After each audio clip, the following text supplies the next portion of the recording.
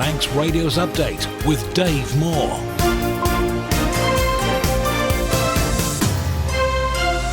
The time is 5 o'clock. You're listening to Manx Radio. I am Dave Moore, and this is Update. Welcome to the programme. Half an hour of the latest news in the Isle of Man, plus sport, business, travel updates, along with the newsmakers in person. Coming up, the future of a landmark on North Barrule to be decided by the government's planning department. Representatives from Northern Ireland are due in the Isle of Man to discuss the working visa issues in Manx waters. And the ashes of a local legend are being scattered at the former ground of his favourite football club. That's all coming up in the next half hour. But first of all, the Update News headlines with Amy Griffiths. Faster my. The future of a landmark on North Barrule is going to be decided by the planning department. Manx Utilities, which owns the land, has submitted an application for a certificate of lawfulness in relation to the 3 legs of man feature there to decide whether it meets planning regulations. An MLC says vulnerable gas customers on the Isle of Man urgently need safeguards due to the ongoing instability with prices globally. Gary Clewett's been speaking as the Upper Chamber of Tynwald approved new regulations at this week's sitting. Commercial customers are vulnerable. They urgently need the safeguard of a robust statutory regulatory system. A farmer in the northwest of the island says he's losing a metre of land a year to coastal erosion. Thomas Cleater's been working the same farm for the past 20 years. He says one of his fields in particular is now unusable because it's so unsafe after a large chunk fell away in recent months. I feel like, in a way, the attitude towards it is probably more around, well, we don't know what to do, so what's the point? Just grin and bear it, in a sense. The Department of Infrastructure is working on its response, but says it produced a report last year setting out a national strategy for how to tackle the issue. The iconic Swiss chalet in Glen Helen has been given a new lease of life, reopening as a community farm shop. It's after the former restaurant was gutted by a fire in 2020. The man behind the venture, Matt Harrison, says there's much more to come. We've got cinema nights coming, we've got butchery nights coming, we've got celebrity chefs coming, we've got Brownie and Michael are doing the glamping pods coming. It's not going to stop. Turning to international news now, and Lebanon's health ministry claims dozens of people have been killed following Israel's biggest wave of strikes on the country. The IDF says it's hit more than 100 targets linked to the Iran-backed Hezbollah militant group. Plumes of smoke can be seen coming out of Beirut. Meanwhile, the British Prime Minister says there's still a lot of work to do to reopen the Strait of Hormuz. Sir Keir Starmer's in Saudi Arabia, where he's meeting Gulf allies in a push to find a resolution to the Iran war.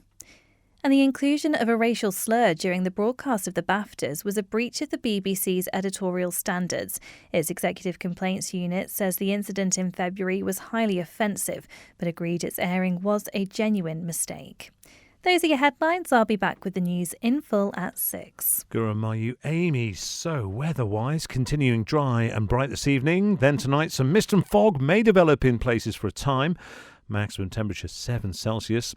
Tomorrow, starting cloudy, outbreaks of rain, drizzle developing, but these will clear around late morning, leaving sunny spells and scattered showers thereafter, although with fresh to strong westerly winds. Maximum temperature tomorrow around 10 Celsius.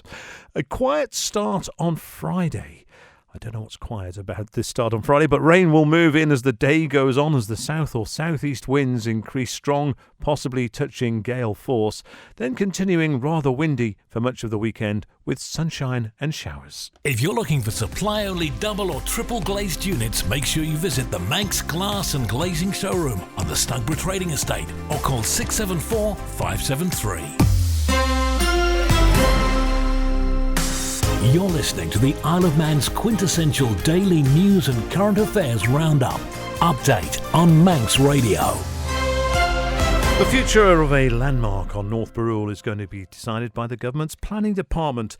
Manx Utilities, which owns the land, submitted an application for a certificate of lawfulness in relation to the 3 legs of man feature, as Amy Griffiths reports. The Triskelion on the side of the hill is made up of hundreds of painted stones and has been there since 2019. It was created by Brian Callister, who believed it could become a tourist landmark. After it was repainted on more than one occasion without Manx Utilities' permission, a number of complaints were made and questions asked about planning compliance. It says as the landowner, it has a responsibility to manage the land appropriately and follow relevant planning requirements. It's now asking for the certificate to clarify the planning status of the feature, which will determine whether it's lawful under planning legislation rather than seeking permission for any new works. Manx Utilities says it recognises the strength of feeling and public interest in the future management of the site and the cultural meaning the sign holds for many people in the Isle of Man. While it insists it remains neutral regarding its presence, it does say that if the landmark is found to be breaching any laws, then it could be open to planning enforcement. Some of the factors that will inform that decision include strong community support for retaining the Triskelion, the need for clear and transparent guidance regarding the feature's legality, previous statements of support from Lozère commissioners, practical management considerations given the site's accessibility to the public, its use by a tenant farmer, and limited day-to-day presence by Manx Utilities, and finally a desire to discourage further unauthorised painting by ensuring a clear, formal process is followed. While the application's being processed, Manx Utilities is going to install signs there to make it clear that the stones are on private property and can't be repainted without permission. Manx Utilities says it remains committed to acting responsibly and lawfully while respecting the views of the community and the importance of the island's cultural heritage. Amy Griffiths with that report. Now, Manx Radio understands a minister from Northern Ireland will be in the Isle of Man next Wednesday for crucial talks with the government. Lewis Foster has more. It's over fishing rights in Manx waters and vessels not being allowed to operate in the 12-mile zone if any of their crew members hold a transit or UK skilled worker visa. The ruling's been in place for a number of years but hasn't been implemented until now. Both of the fish producers' organisations in the Isle of Man and Northern Ireland are expressing concern about the restriction along with Isle of Man seafoods. When the issue came to light a few weeks ago, the Isle of Man government issued a statement saying they're aware of concern raised among the Irish sea fishing community, but there have been no recent changes to the visa or immigration requirements for foreign nationals working in the island's waters. The compliance activity around this position has not changed, it says, and there are no immediate plans to make any changes. Those who do not hold either British or Irish citizenship are required to obtain a valid immigration permission before engaging in employment within the Isle of Man's territorial waters. This includes securing appropriate entry clearance under the established worker migrant visa framework, supported by a confirmation of employment issued by an Isle of Man employer. The Isle of Man government says it's mindful of the operational challenges this presents for parts of the fishing sector, including those vessels that have traditionally fished in Manx waters under long-standing arrangements, and discussions with the relevant Northern Ireland authorities are underway. This process, it says, aims to support a clear and workable approach going forward, and one that provides certainty for vessel operators while upholding the respective legislative requirements. This effectively stops many boats from catching nephrops, which is a shrimp-like creature, as well as scallops. The Manx government confirmed the issue of fishing in Isle of Man waters is on the agenda for the meeting next week. You're listening to the Isle of Man's quintessential daily news and current affairs roundup. Update on Manx Radio. Legislative Council member Gary Clewett's warning vulnerable gas customers in the Isle of Man urgently need safeguards amidst the ongoing instability over prices globally. He was speaking as the upper chamber of Tynwald approved new regulations at this week's sitting. The Gas Economic Regulation Bill 2026 will give the Communications and Utilities Regulatory Authority the tools to licence and oversee economic activities within the island's gas sector. It also introduces ways to protect vulnerable customers, such as tariff regulation and minimum service standards. It is clear from the evidence we have received and the concerns raised both publicly and privately that the company was seeking greater certainty about what routes were available to challenge regulatory decisions. I do not believe that concern is unjustified.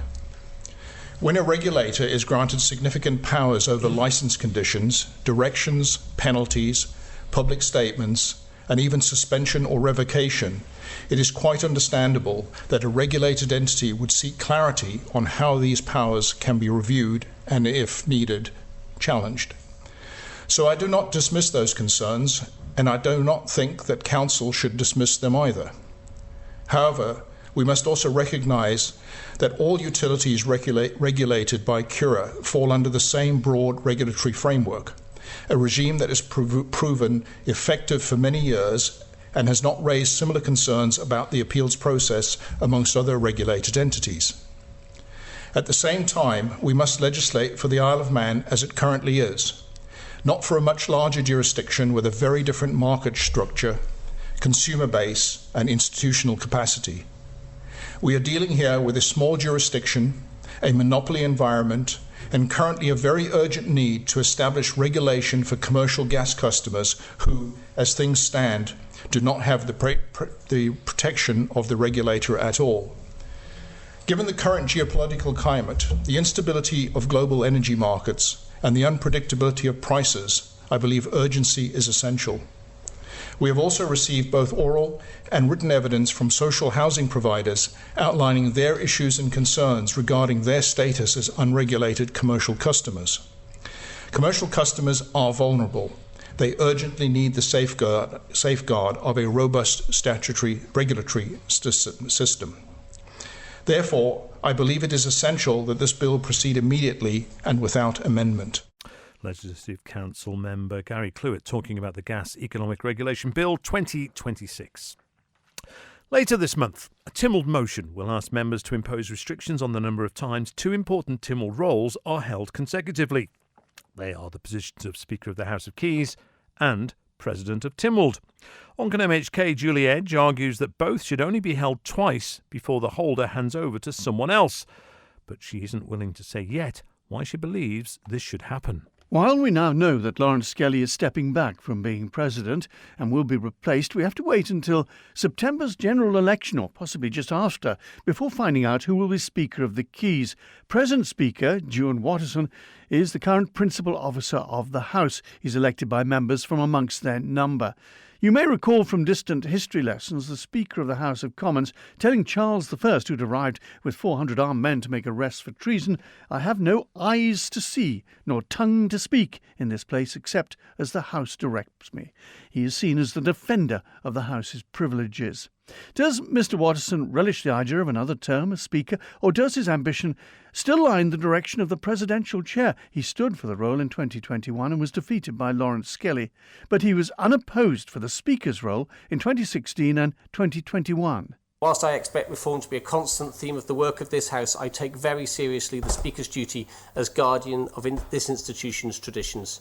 I've always been keen to ensure that members have robust policy debates in this place, but always believe that we should be attacking the policy, not the individual, and I hope that that spirit will continue. So, why are we asking about this now? Because a Tynwald question from Julie Edge seeks to put parameters on the length of time either post can be held by an individual. It reads no one should be able to serve more than 2 consecutive terms as President of Tynwald or Speaker of the House of Keys, and no former President of Tynwald or Speaker of the Keys should be able to return to the same office before a period of 5 years has elapsed.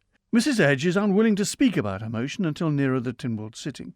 Formerly a Minister of Education, she was dismissed. Since then has been a frequent asker of questions on issues she feels need a higher profile. Sometimes her desire to get her points across have landed her in hot water with Mr Speaker.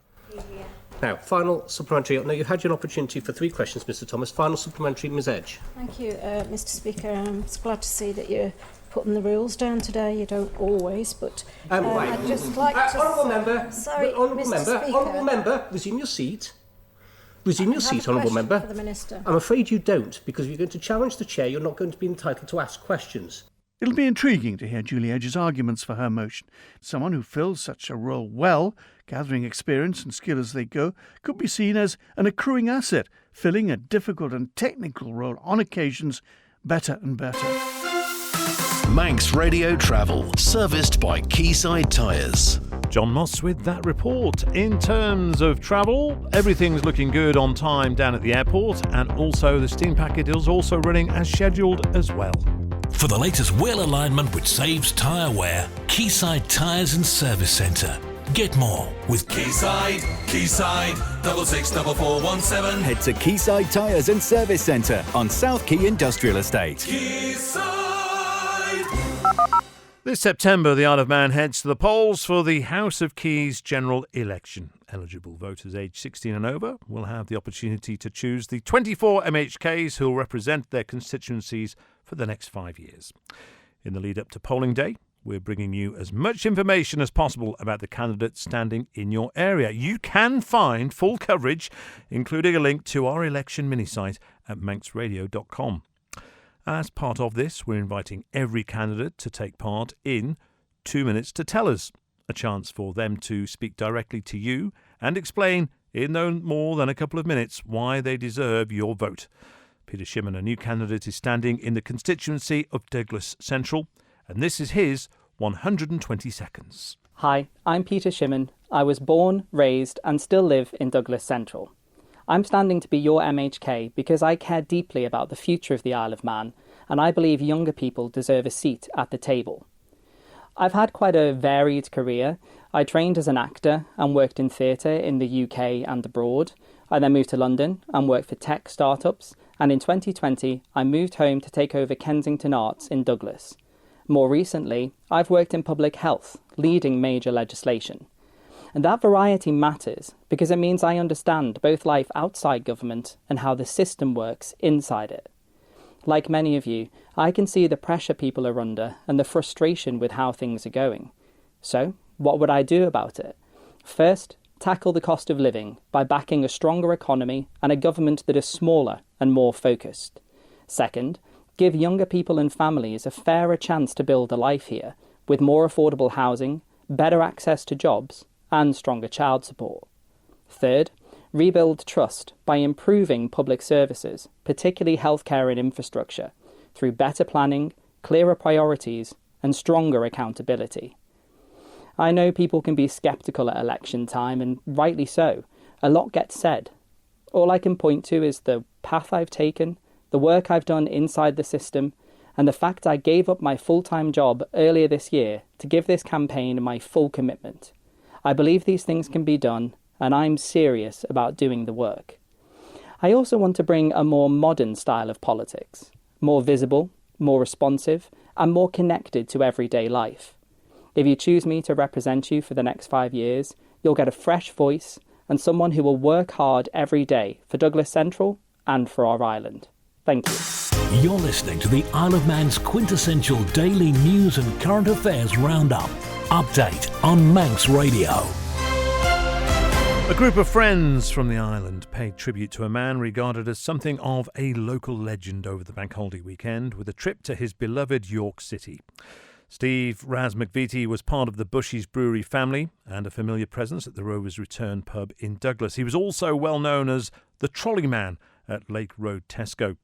His death in July last year sparked an outpouring of tributes. Martin Brunchweiler is the founder of Bushies. So, 16 of us made our way over to York. It was a home match to Altrincham, there was a connection there as well because the Frank Sidebottom, who Raz also was a big fan of, he used to be Altrincham's mascot. So there was a bit of a connection there. So, we made our way to the game, but beforehand we found the site that the old York City ground used to be on, and there's a little memorial gardens there, so we scattered a few of his ashes on the site there. It was a light-hearted affair, and we all had Raz masks made.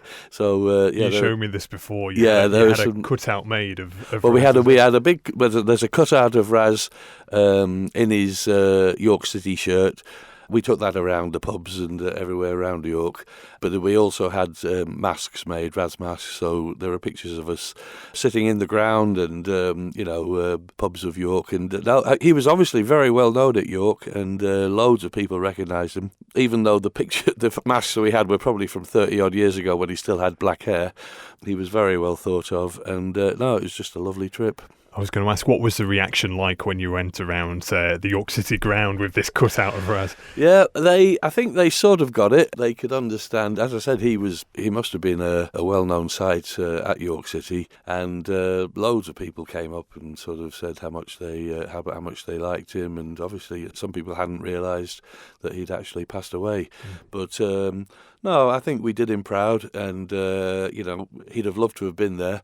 He was obsessed with the number 4 as well, which was mainly because that was his number, that was the position he played on the pitch. And in the ground beforehand, we had a tour of the ground, and in the changing room, we had a picture of Raz's cutout next to the number 4 player's shirt. And lo and behold, he was the player who scored the winning goal in the 95th minute. So it was obviously, it was meant to be. It was very, very spectacular. Martin Runchweiler from Bushy's Brewery.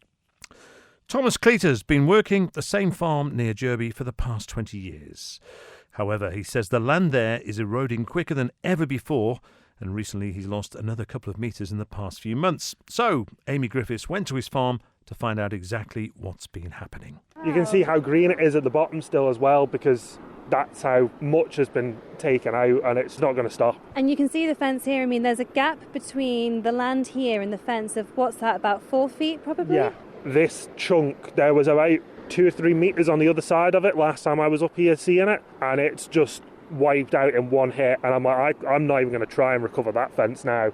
If you're scared of heights, it's not a place where you want to be like. I've been farming on this farm entirely for 4 years, but I've worked this farm with my father, coming up to around 20 odd years now, I think. Wow. My father put this fence up, and he put it up and he brought it back in about a good 20 odd metres from where it was. I don't think we thought it was going to lose like a metre a year kind of thing. It's definitely speeded up. Like, it was quite settled for quite a long time, and now it's like it's gone into overdrive, really. Like, it's going very quickly. Is there any idea of what's caused it to speed up? Is it just we've had some fairly extreme weather over the past few years as well, in terms of storms and things like that? Is that what's making more of an impact? I mean, I'm not 100% sure, but every time we have a storm, we lose a bit. So I'm putting 2 and 2 together in that sense, that there's more savage storms we're having are just starting to take more chunks out of it, because there's more winds like that, more high waves coming further up the beach. And yeah, it's just taking it out, and because all of this is just sand, there's no actual bedrock or anything underneath it, so it's just really easy for it to take out and take down. Amy Griffiths with that report. So we move on. And Tobit Curtis is an expert in the field of preserving old buildings, and he's coming over to the island to advise how professionals such as architects, engineers, surveyors and tradesmen could help look after historic sites. He's also worked with Historic England and has even worked on a project in the island before. The event is being hosted by the Diocese of Soda and Man and Manx Natural Heritage. Here's Church Building Support Officer Louise Whiteleg. It's really exciting, actually, how we've come to where we are today, because in the 1990s at St Thomas's Church in Douglas, just at the bottom of Crellins Hill, they have the most beautiful wall murals all around the building. And in the 1990s, Tobit, as he was starting out in his career, was actually instrumental in helping them to be done and repaired and brought back to their former glory. But since that time, there's been some water damage in the building, and that's the reason why he's coming back to the island, to help us restore St Thomas's to its former glory. So it's a case of watch the space in this one. Unfortunately, it makes a great case study for what we're looking at. A lot of buildings will know they've got problems within their own buildings. They can have damp spots, mould problems, drafts. A lot of people will have problems within their buildings but not know how to go about it. One of the recurring problems that I come across as I visit different churches is that, with the best will in the world, they've tried to fix the problem that they're seeing. They've tried to fix the damp or fix the mould by putting something over it, putting a paint on it, but not actually fix the root cause of the problem. So now we're trying to think a bit deeper. Time now to hand over to Rob Pritchard to bring you the sports report, brought to you by the Print Shed. Faster, my Rob. Faster, my. First off this evening, Isle of Man professional boxer Jade Burden has received a special message from world heavyweight boxing star Tyson Fury ahead of her first ever title fight this weekend. The Island competitor will face Katie Smith for the Commonwealth Silver Super Featherweight title in 3 days' time. In a short post shared on social media, Fury tells the Grenade it's her moment to shine and bring that belt back to Manx shores. Do the business, Jade, fighting for your first title, Commonwealth title. Absolutely smash it. I know you put all the work in and you've dedicated your life for this. This is your moment to shine now, Jade. Let's go, baby! Bring that title back to the Isle of Man. Let's go! Yeah, and Burden goes into Saturday's showdown at Portsmouth Guildhall undefeated in the professional ranks so far, with 4 wins from 4 since turning pro in 2024. Elsewhere in football, the leaders of both the Canada Life Men's Premier League and Ardern and Drug Unlimited Division 2 maintained their respective footholds at the top of their tables during last night's midweek Isle of Man football action. 9 fixtures took place on Tuesday evening across the top 2 divisions in the senior men's game, with Premier League frontrunners Corinthians maintaining their 5-point gap at the summit with a convincing 5-0 win at home to St John's United.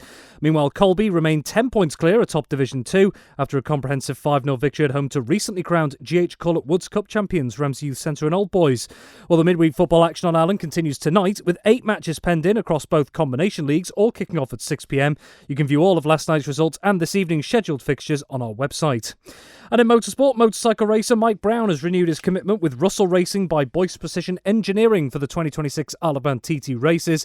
It sees Brown enter a 3rd consecutive year working with the Northern Ireland-based squad, which is expanding to contest more races on the Snaefell Mountain course this year. Among the changes, the team will enter the 1000cc races this year, with Brown to ride on board the team's Honda Fireblade machinery. Elsewhere, rider and squad will continue together in the Supersport races, but with a change of machine for Brown, he'll now contest those races on a next-generation Yamaha R9. Faster my Rob Pritchard with the sport.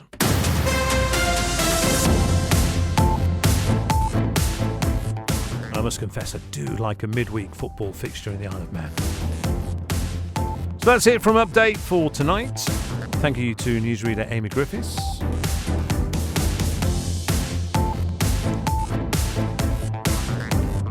And don't forget, you can download this programme plus many other programmes from Manx Radio, from the Manx Radio website, manxradio.com. And if you think there's a story we should be covering that we're not, then get in touch. Email update@manxradio.com.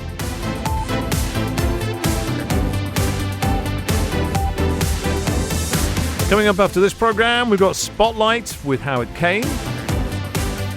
And later on, it's Country Roads with Andy Wint at 9 o'clock. But that's it from myself, Dave Moore. All being well, I'll be back here again tomorrow at 5 o'clock. Have yourselves a very good Wednesday evening. See you soon. Bye-bye.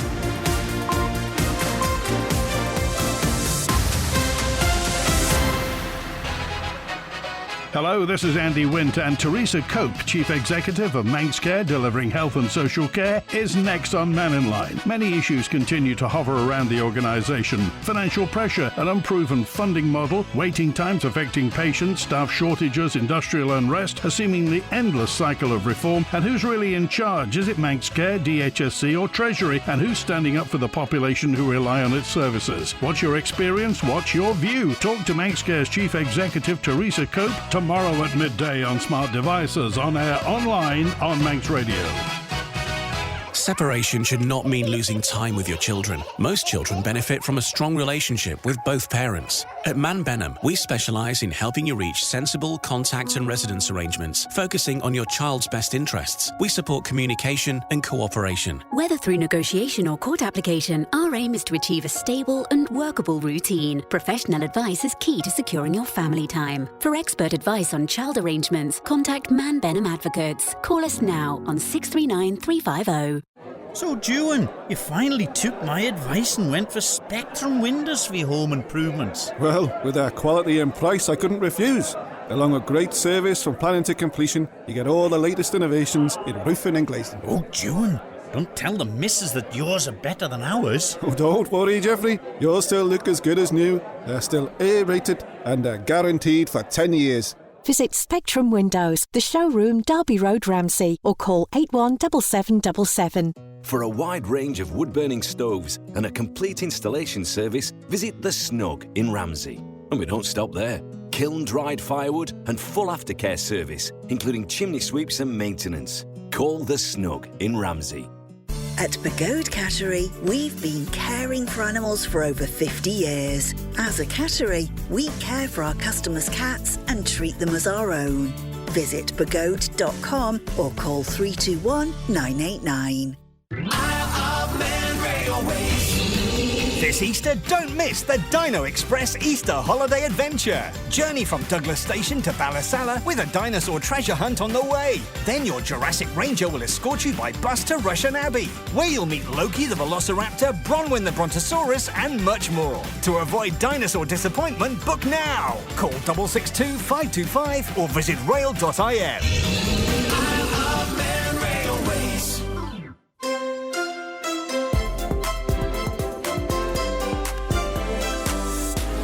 Manx Radio.